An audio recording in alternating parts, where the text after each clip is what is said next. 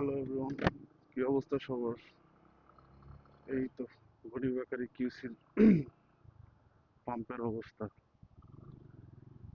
এটা হচ্ছে পাম্পের একদম মুখের যে সিরিয়ালটা, ওই সিরিয়ালটা।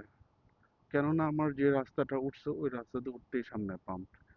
এই সিরিয়ালটা শুধু এখানে না, এই সিরিয়ালটা ম্যাক্সিমাম 1 কিলোমিটার পার হয়ে চলে গেছে।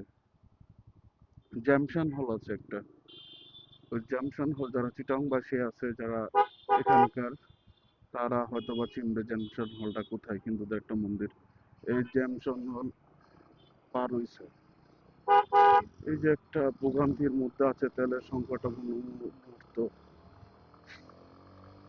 কি আনাস, হুদাই হুদাই আমার সাথে ইনিশিয়াল কাটায়। আচ্ছা, একটু সাইড দিয়ে দেখেন আপনারা কে সেই ভদ্রলোক। এই যে, এই সেই ভদ্রলোক পাম্প থেকে বের হয়ে মাথা নষ্ট আমার সাথে ইনিশিয়াল কাটাইছে। বাট আমার সেই ইনিশিয়ালের কাছে বাবা তুমি কিছুই না।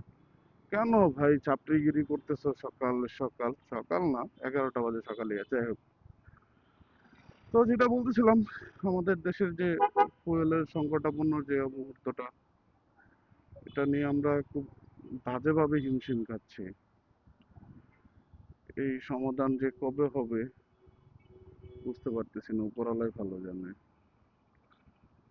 তো আমরা যারা রেগুলার বেসিসে বাইক রাইড করি তারা হচ্ছে এই ফুয়েল সংকটটা পার করতে বেশি কষ্ট হচ্ছে, কারণ হাতে গোনা দুই একটা পাম্প ছাড়া যতগুলা পাম্প আছে সবগুলা পাম্পই তেল দিচ্ছে না। পাম্প ম্যাক্সিমাম টাইম অফ থাকে।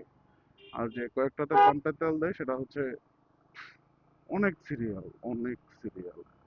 সেটা আসলে 2, 4, 20টা বাইকের সিরিয়াল না, প্রায় আমার মনে হয় যদি ভুল না হয় 200, 300 বাইকের সিরিয়াল হয়ে যায়।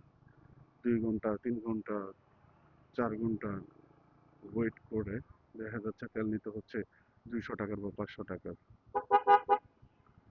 মানে এই যে একটা ভোগান্তি, যেটার জন্য আমরা আসলে প্রস্তুত ছিলাম না, বা পূর্ব কোনো অভিজ্ঞতা আমাদের ছিল না।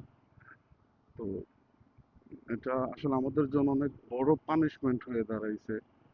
তো আমি সকল অনুরোধ করব যাতে এই সংকটাপন্ন সময়টা খুব দ্রুত ফুরিয়ে যায়, এবং সরকার মন্ত্রণালয়ে যারা আছেন তাদের কাছেও বিনীত অনুরোধ, ব্যাপারটা একটু খতিয়ে দেখে সমস্যাটা খুব দ্রুত সমাধান করার চেষ্টা করবেন।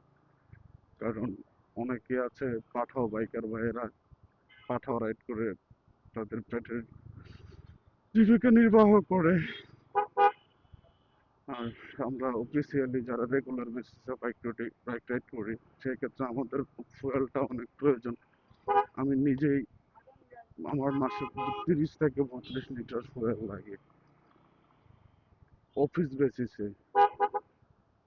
তো এই আর কি অবস্থা। তো ভালো থাকবেন সবাই, আল্লাহ হাফেজ, টাটা।